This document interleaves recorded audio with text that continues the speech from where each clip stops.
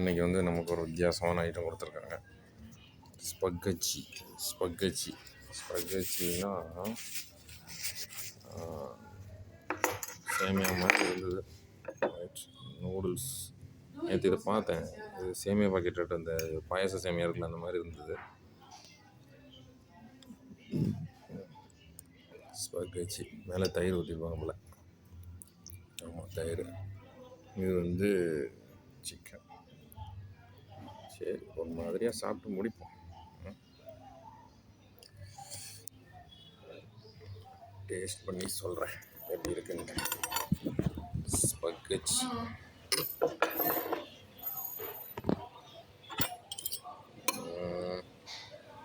ரெடிஷாக இருக்குது பயங்கரமாக. கொஞ்சம் நம்ம ஊர் ஸ்டைலுக்கு ட்ரை பண்ணியிருக்காங்க.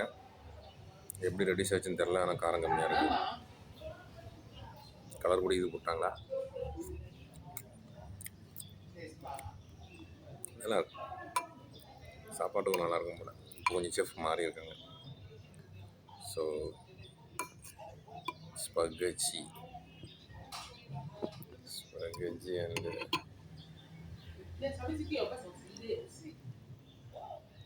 நூடுல்ஸ் தான்.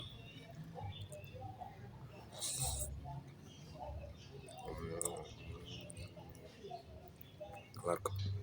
நூடுல்ஸ் சாப்பிட்டாலே இவ்வளோ நூடுல்ஸ் நான் சாப்பிட மாட்டேன். டேஸ்ட்டுக்கு நல்லாயிருக்கு.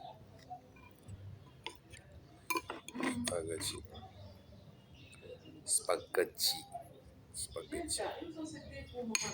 ஓகே. காரம் இல்லை, இது எப்படி இவ்வளோ கலர்ஃபுல்லாக வந்ததுன்னு தெரியல. பயங்கர கலர்ஃபுல்லாக, எவ்வளோ கலர்ஃபுல்லாக இருக்கு.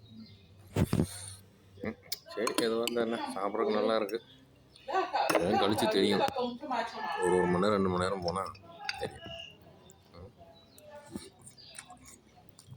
ஸ்பக்கச்சி